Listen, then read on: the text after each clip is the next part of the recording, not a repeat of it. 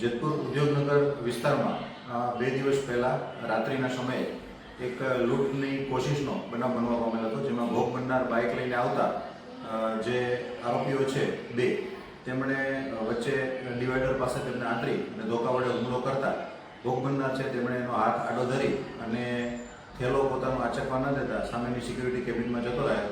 આ જોઈ અને બંને આરોપીઓ નાસી ગયેલ અને ત્રીજો આરોપી જે બાઇક લઈને રેડી હતો તેની પાછળ બેસી અને અંધારાનો લાભ લઈને નાસવામાં સફળ રહ્યા હતા. જે બનાવની ફરિયાદ ધોરણસર દાખલ કરી લૂંટની કોશિશનો અને તપાસ કરતા ઉદ્યોગનગર પોલીસ અને મદદમાં લોકલ ક્રાઇમ બ્રાન્ચની ટીમ પણ આવી ગઈ, જે 2 રાતની અને 1 દિવસની મહેનત બાદ રાજકોટ ગ્રામ્ય એલસીબીની ટીમના પીઆઈ શ્રી ઓડેદરા તેમજ પીએસઆઈ શ્રી ભીમાણી અને એમની ટીમને સફળતા મળવા પામેલ છે. અને 2 આઉટસ્ટેટના આરોપી છે અને 1 લોકલ સરદારજી છે,